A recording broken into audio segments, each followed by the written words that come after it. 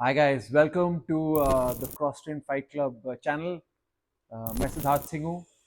I am the founder and head coach of Cross Train Fight Club and we have been making videos. हम लोग videos बना रहे हैं आपके लिए for you to become better.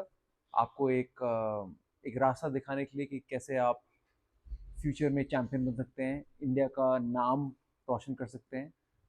काफ़ी सारा काम हम लोग ने किया है पिछले 12 साल में मिक्स मार्शल आर्ट्स को ग्रो करने के लिए. मैं पर्सनली 25 साल से मार्शल आर्ट्स में इन्वॉल्व हूँ. और अब मैंने चैनल क्रॉस फाइटर को शुरू किया था जिससे हम लोग ऑथेंटिक मार्शल आर्ट्स की नॉलेज, उसकी ट्रेनिंग के बारे में बता सकें, फिलॉसफी के बारे में बता सकें जो फाइटर्स यूज़ करते हैं सक्सेस अचीव करने के लिए. तो इंस्टाग्राम पे मेरे काफ़ी सारे फॉलोअर्स हैं और काफ़ी सारे लोग क्वेश्चंस करते रहते हैं रेगुलरली. और एक क्वेश्चन मेरे पास आया था किसी का कि सर आप इतने लकी हैं, आपको तो ब्लैक बेल्ट मिल गया है. तो मुझे को बहुत हंसी आई उस बात में क्योंकि मेरे को 12 साल रोज़ 2 टाइम, सुबह 2 घंटे शाम को 2 घंटे लगाने पड़े. उसके 12 सालों के बाद मुझे जित्सु में ब्लैक बेल्ट मिला और कोई आके बोलता है कि सर आप इतने लकी हैं कि आपको ब्लैक बेल्ट मिल गया. तो 12 साल 4 घंटे डेली, चाहे छुट्टी है, चाहे खुला हुआ है, चाहे बुखार है, चाहे जो भी आपका काम है आप उसको छोड़ छाड़ के ट्रेनिंग कर रहे हैं, सीख रहे हैं. तो काफ़ी सारा एफर्ट लगता है. और बट लोग जो बाहर से देख रहे हैं उनको लगता है कि कितना इजी है, कितने लकी हैं कि उनको ब्लैक बेल्ट मिल गया. तो एक साइंस में भी हम लोग एक कॉन्सेप्ट के बारे में बात करते हैं. फॉर एग्जांपल हम लोग जब फ्रिज खोलते हैं, फ्रीज़र को खोलते हैं, तो उसमें आइस क्यूब्स होती हैं. तो आइस क्यूब्स सॉलिड शेप में होती हैं.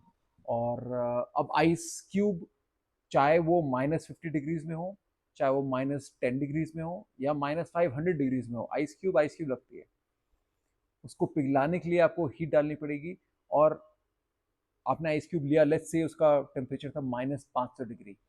आपने उस पर हीट डाली, -500 था, फिर 450 हुआ, फिर 400 हुआ, नीचे हुआ, नीचे हुआ, नीचे हुआ, इवेंचुअली वो 0 डिग्रीज पे आएगा. और 0 डिग्रीज पे क्या होता है आइस क्यूब का? आइस क्यूब पानी बन जाता है.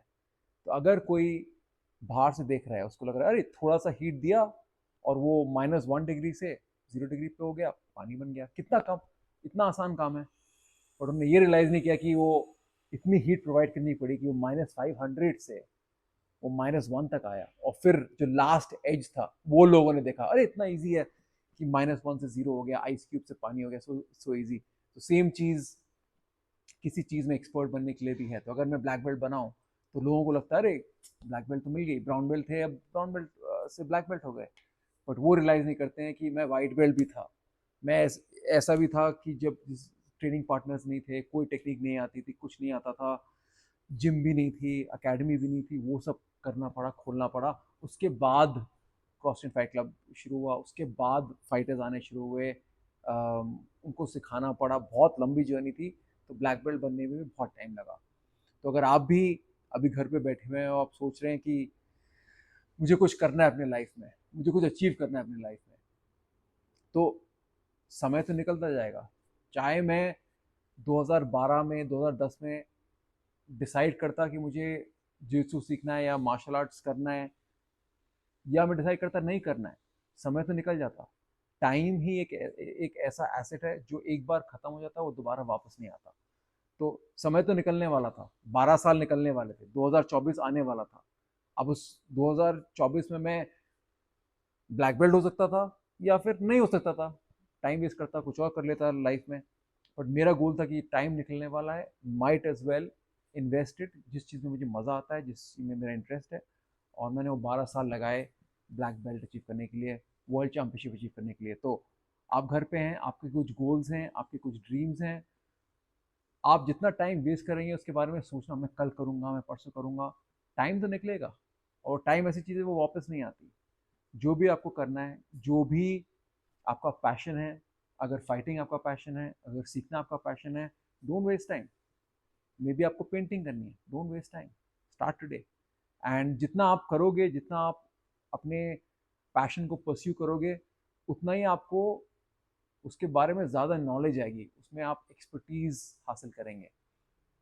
तो मेरा कोई गोल नहीं था कि मेरे को एक्सपर्ट बनना है जित्सु में या फिर मेरे को एमएमए कोच बनना है, नहीं, मुझे करना पसंद था, मुझे सीखना पसंद था। और उसकी वजह से बिकॉज मेरे को इंटरेस्ट इतना आया और मैं फ़ैन था, सबसे पहले तो मुझे देखना बहुत पसंद था एमएमए, तो उसकी वजह से मैंने शुरू किया, करना शुरू किया। और फिर जब करना शुरू किया तो कितना कुछ नया सीखने को मिला, इतनी नॉलेज मिली, जिसको फिर मैंने क्रॉस एंड फाइट क्लब में यूज़ किया एज एन एथलीट, फिर मैंने कोच की तरह यूज़ किया। तो आप कुछ भी फील्ड में घुस रहे हैं, it's very important to start, और जल्दी से जल्दी आप स्टार्ट करो, उससे आपका एक्सपर्टीज बढ़ेगा, उससे आप एक बहुत अच्छे लेवल पे पहुंच जाएंगे। और समय तो निकलेगा ही, तो जैसे समय निकलेगा, समय के साथ साथ आपका भी स्किल बेटर होता जाएगा, आप भी इम्प्रूव करते जाएंगे। और सेम, अगर मैंने आइस क्यूब का एग्जाम्पल दिया, अगर आप उन लोगों को भी देखिए जो बेचारे पत्थर तोड़ रहे होते हैं, आप देखते हो वो मार रहे हैं, ईंटों को मार रहे हैं, मार रहे हैं, मार रहे हैं, तो इवेंचुअली तो टूटता है वो, बट वो इसलिए टूटा क्योंकि वो जो जैसे इमेजिन मैंने 100 हथौड़े के शॉट्स मारने के बाद एक रॉक को तोड़ा, क्या वो 100वां शॉट ज़्यादा अच्छा था पहले 99 शॉट से, या फिर बिकॉज मैंने 99 शॉट्स पहले मारे फिर वो 100 वाला ज़्यादा इंपॉर्टेंट था? तो ये सोचने वाली बात है। तो कुछ भी आप काम कर रहे हैं, बहुत इंपॉर्टेंट है कि आप उस प्रोसेस पे फोकस करें, करते रहें, करते रहें, करते रहें, इवेंचुअली जो आपका गोल है, आपका टारगेट है, you will achieve it. It will just take 99 repetitions. तो जब 100 वाला मारेंगे, वो जो चीज़ क्रैक होगी, तब आपको लगेगा अरे वाह, ये तो मैंने कुछ सोचा नहीं था कि ऐसा भी होता है। और काफ़ी लोग गिव अप मार देते हैं, वो मार रहे हैं थोड़ा, after while they give up, they like 49 50 51, नहीं हो रहा है यार, गिव अप मार दो। देखो आप कितने लंबे रास्ते चले, आपने 50, आप हाफ पे थे वहाँ पर, लगे रहते तो you would have achieve the goal. So ऐसे मत, डोंट बी द पर्सन जो गिव अप मार देता है, बी समवन जो अपने गोल्स के बारे में काफ़ी फोकस्ड है और रेगुलरली उसको परस्यू कर रहा है। अगर आप अपने गोल को, टारगेट को परस्यू करते रहेंगे, कोई नहीं रोक सकता आपको, यू विल अचीव जो भी आपके गोल्स हैं, you will achieve it and great things will come. तो शॉर्टकट कुछ अवेलेबल नहीं है, आपको 0 से 100 जाना है, तो शॉर्टकट कुछ नहीं कि एकदम से मैं, और काफ़ी बार होता है, काफ़ी लोग मेरे पास आते हैं और बोलते हैं कि कोच, हमारे पास 5 साल नहीं है, 10 साल नहीं है, यू नो, समर वेकेशन है, 3 महीने है, क्या मैं यूएफसी जा सकता हूँ? नहीं जा सकते आप, ऐसा कोई शॉर्टकट है नहीं कि आप 0 से 100 3 महीने में चले जाएं। It takes time, you should be willing to give time. एक शॉर्टकट है, और वो शॉर्टकट एक ऐसा है जिसके बारे में ज़्यादा लोग बात नहीं करते हैं। वो शॉर्टकट है एक अच्छा मेंटर होना, एक अच्छा कोच या टीचर होना।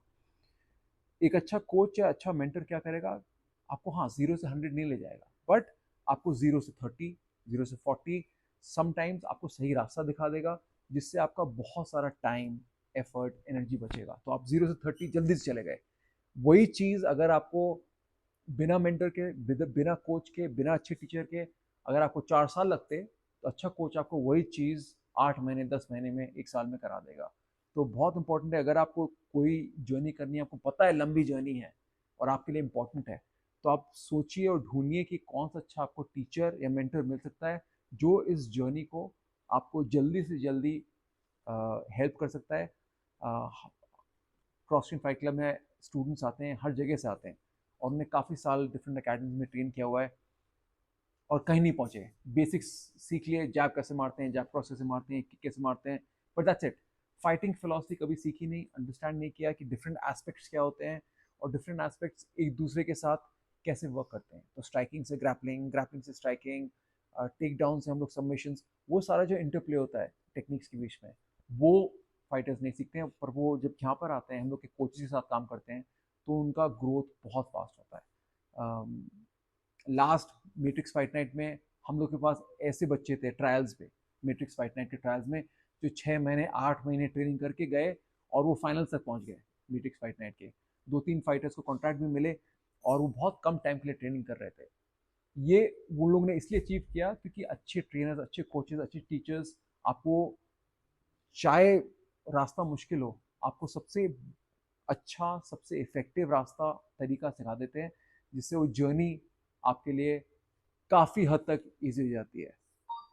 तो आपने डिसाइड कर लिया कि टाइम लगेगा, आपने आपने डिसाइड कर लिया आपको 100 मील जाना है, आपने ये भी देख लिया कि एक मेंटर बहुत ज़रूरी है, बट जैसे मैंने बोला काफ़ी लोग गिव अप मार देते हैं, उनने 50-60 कर लिए, फिर बोलते हैं अरे बहुत काम है, छोड़ते हैं, घर जाते हैं। तो अब वापस जाने का, गिव अप मारने का एक बहुत अच्छा कारण होता है कि लोगों के पास और ऑप्शंस होते हैं। ऑप्शंस का मतलब ये नहीं करूँगा, ये बहुत मुश्किल है, छोड़ के मैं ये करता हूँ। ये हमेशा लोगों के पास एक काम करने से पहले 5 अदर ऑप्शन, बैकअप ऑप्शन होते हैं कि ये नहीं चला तो मैं ये कर लूँगा, ये कर लूँगा, ये कर लूँगा। इसमें आप खुद के साथ चीटिंग कर रहे हैं। आपने पहले डिसाइड किया कि सारे ऑप्शन में से ये ऑप्शन मेरे को फॉलो करना है। लेट्स से पेंटर बनना है। आपने डिसाइड किया मेरे को पेंटर बनना है। आपने पेंटिंग शुरू की, सीखना शुरू किया। 8 महीने बाद आपने बोला बड़ा मुश्किल है, पेंटिंग नहीं करूँगा, मैं सिंगिंग करूँगा। तो आपने जो प्रोग्रेस बनाया, काफ़ी आपने प्रोग्रेस किया, वो आपने 8 महीने के बाद छोड़ के दोबारा आपने कुछ नई चीज़ शुरू की। और मेरा मानना ये है कि हर रास्ता, हर राह मुश्किल है, ईज़ी कुछ भी नहीं है ज़िंदगी में। आपको चूज़ करना है जो आपको पसंद है रास्ता, और उसमें फिर जाना है 100%। तो अगर आपने पेंटिंग शुरू की है तो आपको उस पेंटिंग में लगे रहना है। 8 महीने नहीं, 8 साल, 10 साल, 12 साल, 15 साल आप करते रहोगे, बहुत अच्छे लेवल पे पहुंच जाओगे। बट हम लोग बैकअप देखते हैं, ये काम नहीं कर रहा, अब ये ट्राई करते हैं, ये काम शुरू किया, काम मुश्किल लग रहा है, छोड़ो इसको, कुछ नया शुरू करते हैं। यही एक बेस्ट तरीका है जिससे आप खुद की ग्रोथ को किल कर सकते हैं। मैं एग्जांपल दूंगा आपको चार्ल्स डार्विन के बारे में। चार्ल्स डार्विन एक दुनिया के सर्वश्रेष्ठ साइंटिस्ट में से एक थे। उन्होंने थ्योरी ऑफ एवोल्यूशन के बारे में बताया। आज भी हम लोग जो एवोल्यूशन के बारे में बोलते हैं कि सारे जो हम लोग ह्यूमन बींग्स हैं या मैमल्स हैं या जो भी लाइफ है, वो अर्थ के ओशन से शुरू हुई है। फिश क्रिएट हुई, फिश के बाद मैमल्स आए, मैमल रेप्टाइल्स आए, रेप्टाइल्स के बाद मैमल्स आए, और अब हम लोग इवॉल्व होके इस दुनिया में हैं। तो ये उनकी थ्योरी थी। अब सोचो 500 साल पहले, 1000 साल पहले किसी आदमी ने, जिसको कोई आइडिया नहीं था साइंस के बारे में, उसने ऐसी थ्योरी क्रिएट की। और वो ऐसा भी टाइम था जब लोग सिर्फ ये मानते थे कि, स्पेशली वेस्ट में लोग ये मानते थे कि जीसस क्राइस्ट ने दुनिया बनाई है और सब उसके क्रिएशंस हैं। तो एक साइंटिस्ट को आना और इस थ्योरी को कम्प्लीटली डिबंक करना और बोलना कि नहीं, एक्चुअली भगवान ने नहीं बनाया है, लाइफ एवोल्यूशन के थ्रू हुई है, ये एक बहुत बड़ा कॉन्सेप्ट था। और इतने साल पहले, 500 साल पहले। तो इसको करने के लिए उनने एक एरिया में स्पेशलाइज किया ना। अब मैं आपको बताऊं कि जब वो स्कूल में थे तो उनका मजाक उड़ाया जाता था। सारे उनके क्लासमेट, सारे टीचर्स उनको ये बोलते थे कि ये कुछ नहीं करने वाले लाइफ में, ये कुछ नहीं बनेंगे। उनके फादर इतने स्ट्रेस्ड आउट थे, इतने टेंशन में थे कि उनने डार्विन का एडमिशन एक एक क्रिश्चियन स्कूल में भी किया। उसके बाद एक क्रिश्चियन चर्च में भी उनके फादर गए, उन्होंने बोला कि प्लीज़ इसको कुछ काम दे दो क्योंकि वरना निकम्मा रह जाएगा, कुछ कर नहीं पाएगा लाइफ में। तो ये अर्ली डेज थे चार्ल्स डार्विन के। किसी ने कुछ चांस नहीं दिया, किसी ने ये नहीं बोला कि कुछ अचीव करेंगे, पर उनने फिर इवेंचुअली इतना कुछ अचीव किया लाइफ में। ऐसी थ्योरी बनाई जो अब पूरी ह्यूमैनिटी, हम सब इंसानियत, जो भी लोग इस पृथ्वी पे रहते हैं, हम लोग एवोल्यूशन के बारे में जानते हैं और उसको समझते हैं। तो अब सेम डार्विन के कज़न थे, चार्ल्स डार्विन के कज़न, किसी से भी जो भी राइटिंग्स हैं, जो भी लिखा हुआ है उनके बारे में, ये लिखा गया है कि वो बहुत ही इंटेलिजेंट, बहुत ही स्मार्ट इंडिविजुअल थे। उनके क्लास में नहीं, स्कूल में सबसे हाईएस्ट मार्क्स आते थे। सब ये बोलते थे कि चार्ल्स डार्विन के भाई कुछ बहुत ग्रेट करेंगे लाइफ में। इवेंचुअली एंड में उनके भाई ने ज़्यादा कुछ अचीव नहीं किया, कुछ भी अचीव नहीं किया। क्यों? क्योंकि वो एक एरिया में शुरू करते थे, एक अच्छा डिसेंट लेवल आ जाता था, छोड़ के नया शुरू कर देते थे कुछ भी। तो उनने अपने लाइफ में कुछ ग्रेट चीज़ अचीव नहीं की, एवरेज थे बहुत सारी चीज़ों में, कुछ ग्रेटनेस नहीं की। चार्ल्स डार्विन ने एक एरिया पकड़ा और उस एरिया में स्पेशलाइज किया इस लेवल पे कि आज तक उनकी थ्योरीज हम लोग फॉलो कर रहे हैं, पढ़ रहे हैं स्कूल में। तो ये एक एग्जाम्पल था कि आपको कैसे ये देखना है कि कौन सा एरिया आपको इंटरेस्ट करता है, और जो इंटरेस्ट करता है उसमें फिर आपको उसको पूरे मशक्क़त के साथ फॉलो करना है, परस्यू करना है। अगर अच्छा मेंटर मिलता है, अच्छा कोच मिलता है, तो आप उसको इंगेज करिए। और जो भी बैकअप ऑप्शंस हैं, ये जो 10 बैकअप ऑप्शन हैं जो कि चार्ल्स डार्विन के भाई ने एक शुरू किया, फिर छोड़ के कहीं और चले गए, फिर ये नहीं करना है। अगर आपको पेंटिंग करनी है तो आप पेंटिंग करो and do it to the best of your ability. फिर ये नहीं कि आधे रास्ते में म्यूजिशियन बन गए, फिर ये भी कर रहे हैं वो भी कर रहे हैं। Focus on one area and specialize in it, that's your way. And इसकी एक और कहानी है जो इलिस्ट्रेट करेगा कि कैसे बाकी सारे रास्ते जब बंद कर दो और आपको एक ही ऑप्शन मिलता है, तब आप उस एक एरिया पे स्पेशलाइज कर सकते हैं, फोकस कर सकते हैं। एक बहुत बड़े रूलर थे यूरोप में जिनका नाम था Caesar, Julius Caesar. Julius Caesar invade कर रहे थे इंग्लैंड को, तो इंग्लैंड देश पे उन्होंने हमला किया, उसको कॉन्कर करने की कोशिश कर रहे थे। बट उनके जो सैनिक थे वो घर को मिस कर रहे थे, उनको घर जाना था, उनको फाइट नहीं करना था। तो जूलियस सीजर ने क्या किया, खुद के ही जो सोल्जर्स थे उनके बोट्स पे आग लगा दी।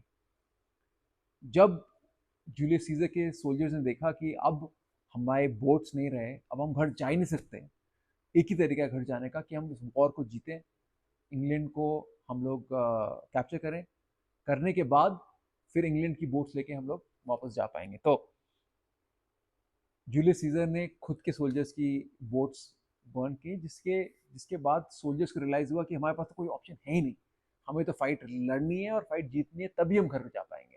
और इसने एक्चुअली मोटिवेट किया सोल्जर्स को, जो जितने डीमोटिवेट थे उनको मोटिवेट किया कि अब तो जीतना है, अब कोई ऑप्शन नहीं है। तो अगर एक फाइटर बनना है तो अनफॉर्चुनेटली आपको सारे बैकअप ऑप्शन हटा देने चाहिए, गेट रिड ऑफ इट।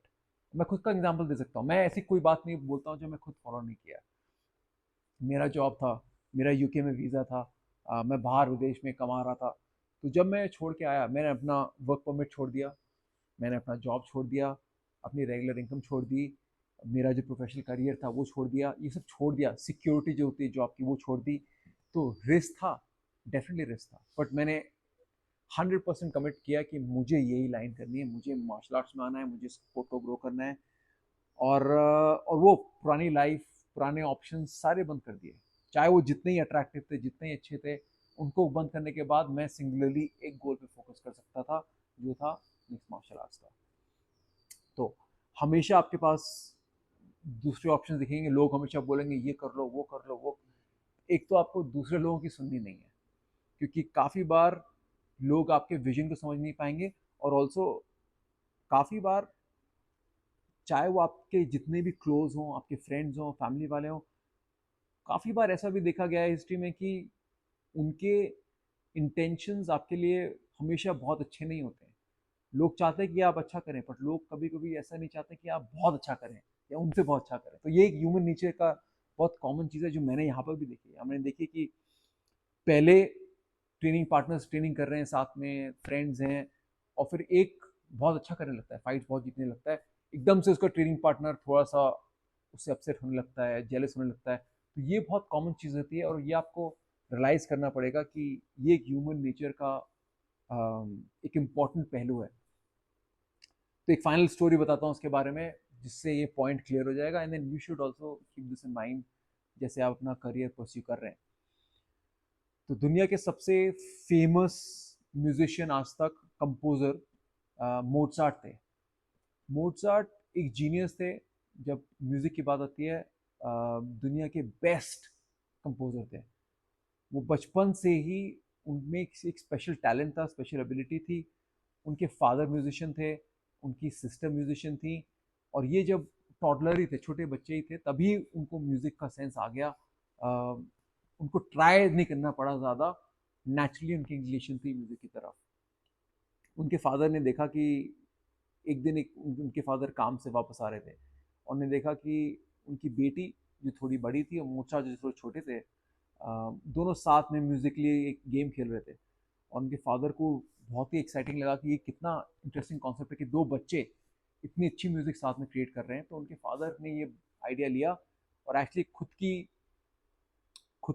खुद की एक कंपनी, एक खुद खुद का एक उनने ऑलमोस्ट म्यूजिकल शुरू कर दिया, जहाँ पर दोनों बच्चे परफॉर्म करते थे, और वो शहर शहर जाते थे, और दोनों बच्चे भाई बहन परफॉर्म कर रहे हैं, क्यूट से छोटे से बच्चे, तो सब लोग देखने आते थे कि अरे इतने छोटे छोटे बच्चे इतने अच्छी म्यूजिक प्ले कर रहे हैं। और बहुत सालों तक उनके फादर ने दोनों बच्चों को यूज़ किया, पैसे कमाने के लिए, फेमस होने के लिए, रिच होने के लिए, और बहुत पॉपुलर भी हुआ इन दोनों का एक्ट, भाई बहन का एक्ट। बट ऑब्वियसली सालों के बाद मोजार्ट का फर्स्ट नेम वुल्फ गैंग था, तो वुल्फ गैंग और उनकी सिस्टर बड़े होने लगे, और जो थोड़े बड़े हो गए तब ये जो एक्ट था इतना क्यूट नहीं लग रहा था, क्योंकि अब दोनों बच्चे थोड़े बड़े बड़े हो गए थे।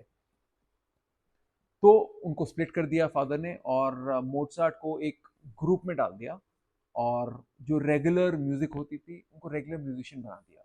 मोजार्ट को बहुत क्रिएटिव थे, उनको उनके दिमाग में बहुत सारे ट्यून्स थे, सिम्फनीज थे जो क्रिएट करना चाहते थे। उनके फादर को नहीं लगा कि इनको इंडिपेंडेंट छोड़ना चाहिए, बिकॉज कहीं ना कहीं उनको फादर को लग रहा था कि इंडिपेंडेंट हो जाएंगे तो मेरा लॉस हो जाएगा। अभी तो मोजार्ट मेरे लिए काम कर रहे हैं, उनकी वजह से मेरा नाम है, मैं फेमस हूँ, मुझे पैसे मिल रहे हैं, अगर वो मोजार्ट मेरे से हट गए तो मेरा लॉस हो जाएगा। तो थे तो वो फादर, बट उनका भी कहीं ना कहीं इंटरेस्ट था मोजार्ट की ग्रोथ को लिमिट करने का। और मोजार्ट भी अपने फादर को बहुत लव करते थे और बहुत रिस्पेक्ट करते थे, और कभी उनका मन तो बहुत था खुद म्यूजिक बनाने का, बट उनके फादर ने कभी अलाउ नहीं किया, तो मोजार्ट खुद भी ज़्यादा परस्यू नहीं कर पाए अपने पैशन को। और 25 साल की एज तक, 15 से 25 तक उन्होंने सिर्फ अपने फादर के लिए काम किया और अंडर परफॉर्म किया। उनका लेवल म्यूजिक का बहुत हाई था, बट बाकी को देखते हुए बाकी जो ग्रुप में वो थे उस ग्रुप में ही वो उनको अलाउ किया कि कुछ स्पेशल करने को अलाउ नहीं किया गया उनको। 25 साल की एज पे जब उनका एक बार बहुत ही बुरी तरीके से डिसरिस्पेक्ट हुआ, जब राजा ने उनको ऐसे ट्रीट किया कि ये तो नॉर्मल म्यूजिशियन है, तब उनको बहुत बुरा लगा। तब उनको लगा कि यार मेरा तो इतना अच्छा लेवल है, बट मेरे को ये नॉर्मल एवरेज लोगों की तरह कंपेयर कर रहे हैं, उससे कंपेयर कर रहे हैं। उसके बाद फिर उन्हें बोला कि अब मैं किसी की सुनूंगा नहीं, मैं खुद का म्यूजिक क्रिएट करूंगा। मैं खुद की, मेरे दिमाग में जो सिम्फनीज हैं जो सालों से मेरे अंदर भरा हुआ है, मैं उसको अब दुनिया के सामने लाना चाहता हूँ। तो उन्हें 25 साल की एज में अपने फादर को छोड़ा और खुद म्यूजिक बनाना शुरू करे। उनने और उनकी वाइफ ने 25 साल की एज से 35 की एज तक रोज दिन रात म्यूजिक कंपोज किया। और उनकी कॉम्पोजिशंस आज तक, अभी तक आप कहीं भी म्यूजिकल शो में जाएंगे, आप ट्रेन में ट्रैवल कर रहे होंगे, आप फ्लाइट में जाएंगे, आप एयरपोर्ट पे जाएंगे, तो उनकी म्यूजिक बैकग्राउंड में चलती रहती है। इतनी स्ट्रॉन्ग उनकी म्यूजिक कंपोजिशन एबिलिटी थी। दुनिया भर में आप कहीं भी जाओगे मोजार्ट की म्यूजिक आपको सुनाई देगी। तो उनको बहुत साल लगे रियलाइज करने के लिए कि उनकी जो एबिलिटी है, उनकी जो क्षमता है, उसको वो रोक रहे थे, और उसको रोकना नहीं चाहिए था। हम सब जब छोटे होते हैं, छोटे बच्चे होते हैं, हम लोग सिर्फ खुद की आवाज़ सुन पाते हैं। हम लोग के मन में एक आवाज़ होती है कि कुछ लोगों का म्यूजिकल इंक्लिनेशन होता है, मेरे में था कि स्पोर्ट्स खेलना है, और मैंने उसको फॉलो किया, मैं हमेशा स्पोर्ट्स खेलता था। आपके में हो सकता है may be become an artist. जो भी आपके मन में वॉइस है उसको इग्नोर मत करो, बिकॉज जैसे जैसे एज बढ़ती है, जैसे जैसे टाइम निकलता है, आपकी आवाज़ कम होती जाती है और बाकियों की आवाज़ लाउड होती जाती है।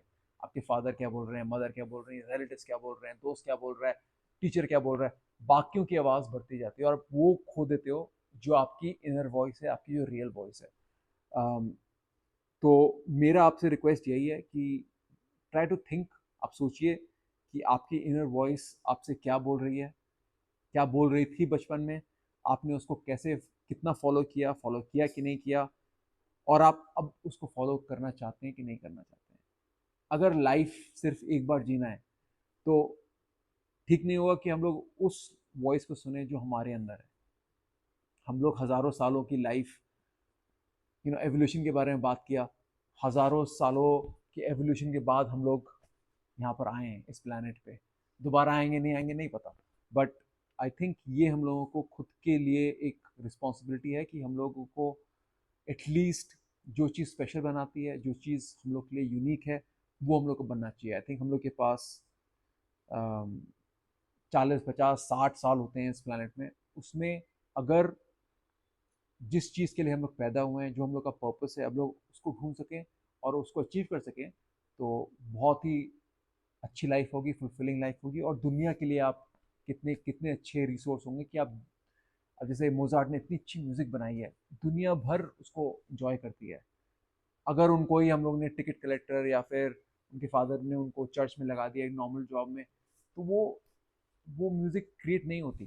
तो आपसे रिक्वेस्ट है, मैं इस जर्नी में हूँ ही, मैं अपना पैशन फॉलो कर रहा हूँ। अगर आपको भी अपना पैशन फॉलो करना है तो 100 लोगों की बात मत सुनिए, शुरू करिए, आज से शुरू करिए, and you will achieve great things in life.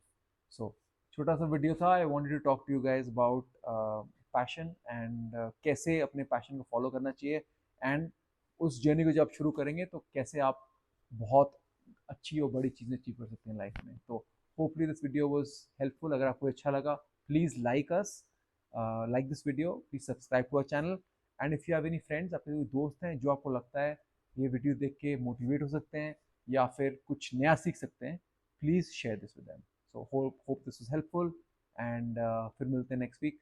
Thank you so much and ऑस।